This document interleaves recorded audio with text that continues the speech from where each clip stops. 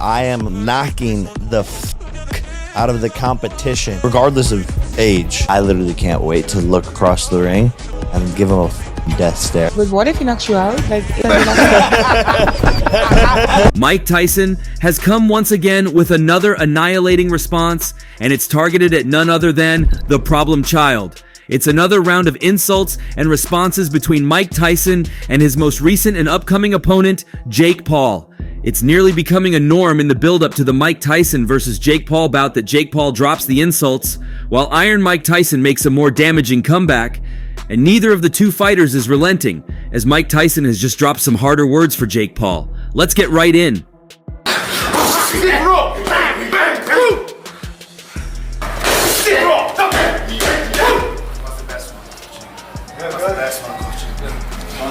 The bout on July 20th has aroused so much discussion in the world of boxing, and even across other sports, as one of the greatest ever to grace the boxing ring makes a famous return to the ring against YouTuber turned boxer Jake Paul.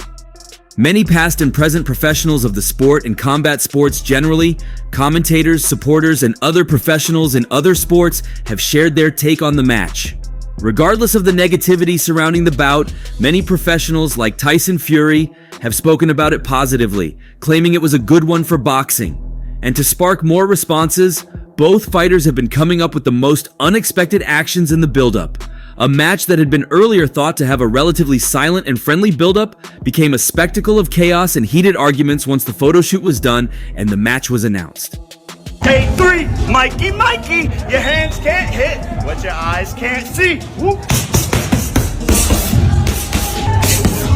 Talking about the shoot on his BS with Jake Paul podcast, Jake Paul's friend, Brandon Amato, said, "What was interesting too was about the dynamic between you guys during that whole shoot.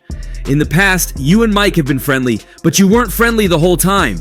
We were there for like 7 hours. There was no friendly laughing or giggling. It was like a different mode you guys were in." Paul then replied, confirming the animosity. "When you sign the contract, something changes, right? Even if we want to feel that, but it's like we are facing off, obviously. I love him and respect him so much. I'm honored to be going into the ring with him, but we are F-King fighting each other." The shoot took place in an incredible setting on a helicopter pad, but Paul didn't want to give anything away to his boxing idol. And ever since, every new day has seen a troll from Jake Paul or a comeback from Mike Tyson. And the most recent has been Jake Paul hyping up the fight on social media and making a brave taunt to Tyson on Instagram.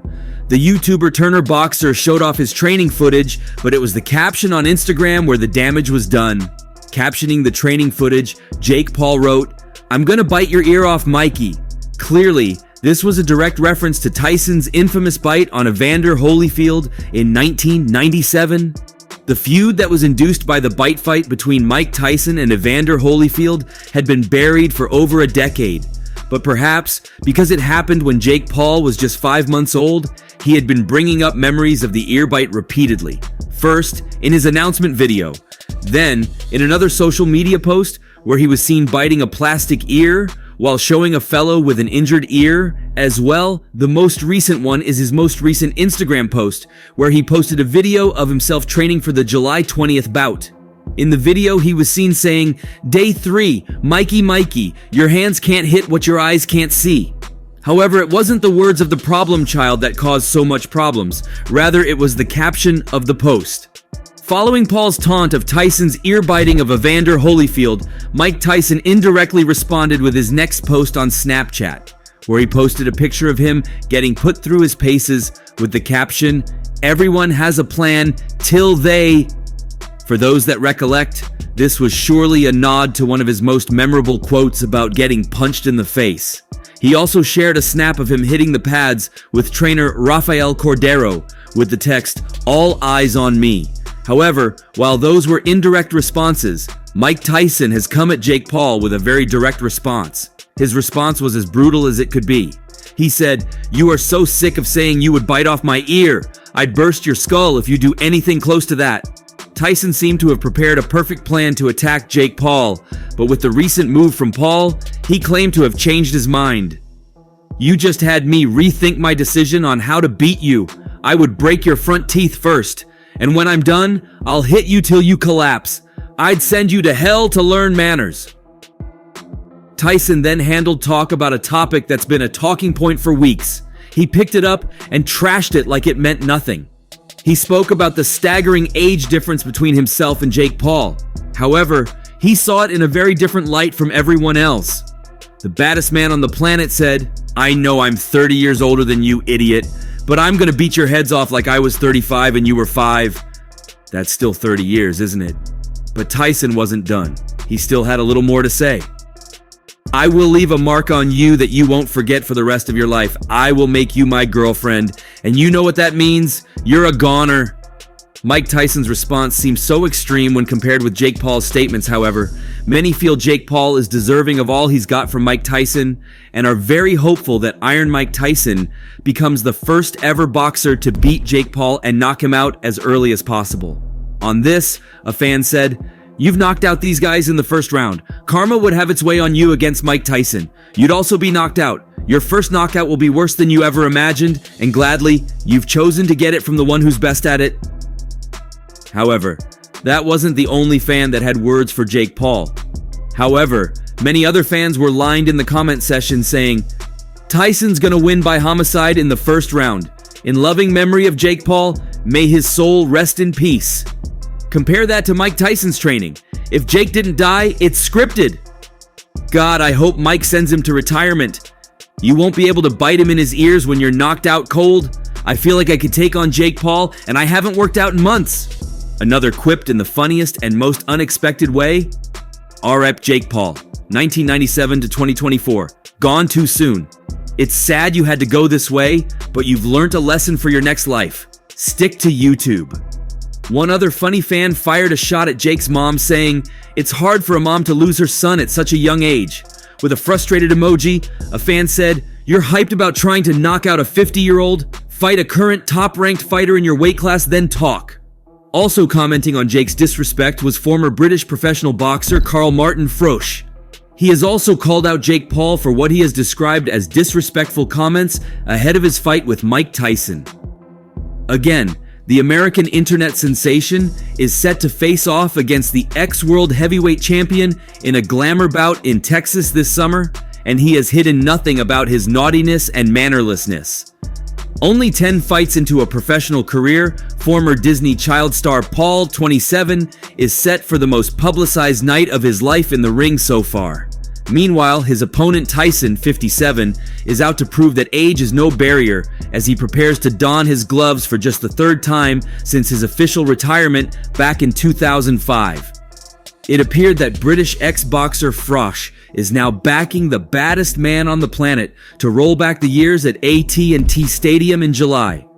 Joining the naysayers in terms of the spectacle itself, the former super middleweight world champion admitted and gave his honest opinions on the bout. He said, "He's an absolute and disgraceful idiot for fighting Mike Tyson. It's wrong. It should be stopped." The former super middleweight world champion also added, "Jake Paul's been disrespectful as well in his buildup. He's been biting ears off and trying to mimic Mike Tyson and copy him. I just don't find it funny. If he had anything at all about him, he'd fight me, wouldn't he? I'd love to punch his teeth down the back of his throat."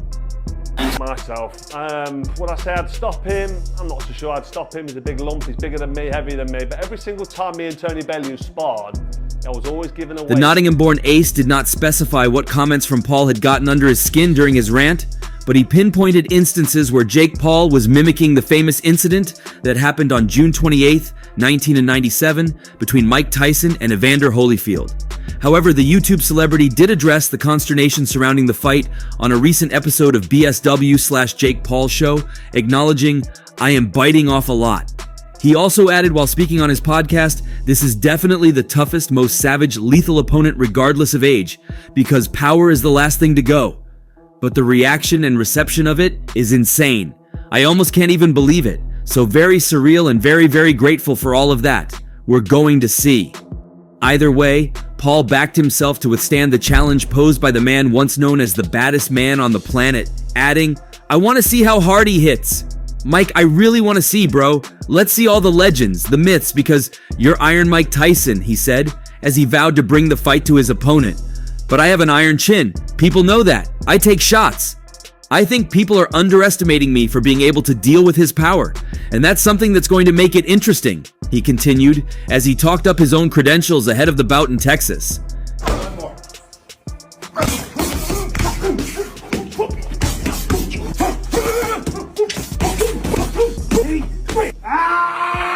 Day 3, you still want to fuck with me? As for Froch, was not to be moved when it comes to the legitimacy of the upcoming fight as a contest, as he added, "No, it's not good for boxing. For Tyson Fury to say that it's good for boxing, he needs to look in the mirror, have a look at what he's done. Have a look at what professional fighters do and what they go through, and then think to himself, this is Jake Paul, a performing clown jumping in there with a 57-year-old man who is a legend and an icon in professional boxing," Froch said. Interestingly, this isn't the first time Carl Froch is demanding respect for an event or phenomenon in recent times. Just recently, few weeks ago, he had demanded that today's fighters treat the British title with greater respect. Stop me. Listen, nobody stops the Cobra. I've been put down twice in my sparring, me. Now, giving away that kind of waist advantage in sparring is quite a big disadvantage. The retired Froch, 46, reflected on his time winning and defending the British super middleweight title 3 times, and therefore becoming a permanent owner of the often revered Lonsdale belt, as that provided the platform for the career that took him into the International Boxing Hall of Fame. Froch was the champion at 168 pounds in the same era that the British title, in other weight divisions, inspired fights like those between Jamie Moore and Matthew Macklin and Kevin Mitchell and Carl Johannesson.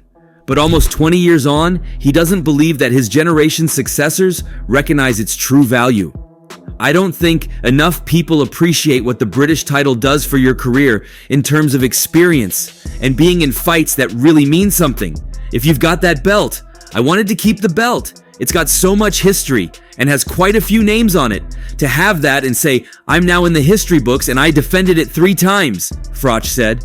To win the British title and to defend the British title outright. It's my favorite belt in my trophy cabinet. David Starry had it for a few years, and Dean Francis. The British Boxing Board of Control had it polished back up for me, and it looks brand spanking new on top of my mantelpiece. I love that British title." Froch then added, "I don't think enough fighters now hold the British title in high enough regard, because that's how you learn your trade. Without winning my British title and defending it 3 times against people like Matthew Barney, Tony Dodson, Robin Reed, Brian McGee, them sort of fights, 12 rounders where you're struggling, get you ready for the fights that I had with Jean Pascal and Jermaine Taylor." Froch continued making his complaints and cited other examples. Asterisk Conor Benn, for example, who's now saying, "I'll fight Terence Crawford." He can't be jumping in with people like Terence Crawford and expect anybody to take him seriously because he's not at that level yet. It's a process. You've got to do your apprenticeship, and that almost minimizes the British title a little bit by saying it's an apprenticeship, but it is. Froch seemed to have more than just complaints for the new generation. He also had wise words of advice for them.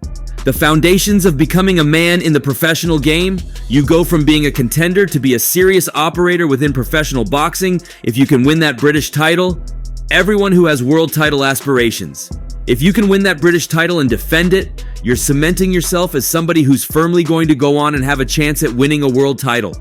If you try and cut that corner and get an interim title, you're going to go and fight someone who can really fight and get found out, and that's the end of your career. Matthew Barney in 2005 probably got me ready for when I fought Andre Durrell in 2009 in the Super 6.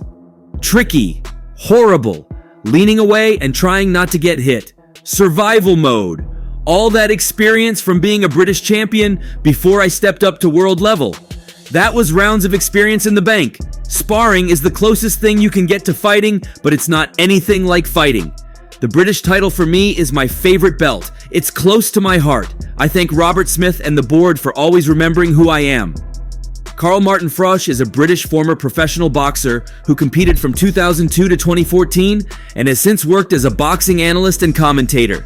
He held multiple super middleweight world championships, including the World Boxing Council, WBC title twice between 2008 and 2011, the International Boxing Federation, IBF, title from 2012 to 2015, and the World Boxing Association, WBA title, unified version, from 2013 to 2015. At regional level, he held the British and Commonwealth super middleweight titles between 2004 and 2008 and won the Lonsdale belt in 2006. As an amateur, in the middleweight division, Froch won a bronze medal at the 2001 World Championships and the ABA title twice. Froch was voted Fighter of the Year for 2012 by BoxRec. In 2013, the UK edition of GQ magazine voted him Sportsman of the Year. He reached a peak pound-for-pound ranking of 6th by BoxRec and The Ring magazine, and in 2013 was listed by the BBC as the best active British boxer, pound for pound. For being my #1 fan and always doing the best for the 3 boys. I've got an older brother and a younger brother, Liam Wayne. She's a wonderful, strong woman, and I always lean on her, even now, in the hard times. The 45-year-old former 4-time world super middleweight champion retired in 2015 with 33 wins from 35 fights, a record that included 24 knockout wins. More impressively, Froch hung up his gloves with the WBA and IBF belts still in his possession. BoxRec ranks Froch as the 3rd greatest British fighter of all time, pound for pound. Froch was also inducted into the International Boxing Hall of Fame as part of the class of 2023. It was in 2023 that Froch was inducted into the Hall of Fame. Savoring his moment of being cemented as one of the immortals, he said, "Anyone that wants to call me a has-been now has to realize that I'm a legend, a living legend. I'm not being big-headed. When you look at my career and resume, if I do say so myself, it stands out massively among the best of the best in world boxing." He also added, "I never got the seal of approval, that rubber stamp I've got now." To be inducted into the International Boxing Hall of Fame puts my name up there, with the likes of Sugar Ray Leonard, Roberto Duran, Thomas Hearns, Marvin Hagler, the fighters from the late 70s and early 80s who I admired so much and grew up watching. To join the Hall of Famers, the best fighters to have ever walked this earth, and my name to be with theirs, is just brilliant. For being my #1 fan and always doing the best for the 3 boys. I've got an older brother and a younger brother, Liam Wayne. She's a wonderful, strong woman, and I always lean on her, even now, in the hard times. Froch, better known in the ring as the Cobra, also admitted he had to pinch himself when talking about the honor, which will see him and other members of the class of 2023 be formally inducted into the Hall of Fame. "When I got the phone call to say I was getting inducted, I thought it was a wind-up," Froch said. "I slowly realized that this is the time of year they do it, and I'd been on the shortlist for a few years and hadn't quite made it. I was unsure. This guy has an American accent and he is talking about Canastota, New York. So I thought, this is genuine. It was amazing to have the conversation and have it confirmed that I was joining all the big boys." The Nottingham fighter then made a phone call of his own to friend Lennox Lewis, the 3-time former heavyweight world champion. "I rang him up and told him I'd be joining him in the Hall of Fame. It means a great deal. It's massive," Froch concluded. Froch indeed has had a great career and has every right to call Jake Paul to order, like many other greats had done. Aside from the words from Tyson and Froch, another update about the Rules' upcoming match on July 20th has been revealed. The rules of the match has been a topic with several opinions from several professionals, commentators, medical personnel, and members of licensing bodies. However, there has been no general agreement thus far. Almost everyone has come up with a different take. And the most recent opponent of Mike Tyson, who fought against him in an exhibition bout in 2020, Tyson and Jones previously fought for 8 rounds in November 2020, with each round lasting only 2 minutes and no judges scoring the fight. Jake Paul also fought on the undercard during this event, where he knocked out NBA star Nate Robinson in his 3rd professional fight. The Jake Paul versus Mike Tyson fight is not an exhibition. I've heard it's been upgraded to a fight. If it's a fight, it's very intriguing how it may turn out, because Jake Paul has gotten a lot better as a boxer over the days, but Mike Tyson, even at 58 or however old he is still Mike Tyson, Jones shared during his chat with the Lunch Club. "When I boxed him, he still punched like Mike Tyson. If he hits anybody square on the chin, it's going to be problematic. I don't care who it is. I like Jake Paul. He's a good guy, and he's doing good with his boxing stuff. I think it's a good promotional situation for him and Mike. They should get really good numbers, especially having upgraded to a real fight, Jones added. If Mike comes out and does what Mike normally does, then it's going to be a tough situation for Jake. If Jake can stay away from him for 4 or 5 rounds, then Jake has a chance, but he's going to have to do a lot of maneuvering to stay away from him. Paul and Tyson are getting ready for their match. Even though it's more than 3 months away, there's going to be a big age gap between Paul and Tyson when they fight, with over 30 years between them. If you enjoyed watching this video, kindly react by clicking the like button below. For more updates on news, moments, events, and actions in the world of boxing, stay connected with us by subscribing to our YouTube channel. And don't forget to turn on notifications to get alerted when we drop quality contents like this. Until next time, peace out.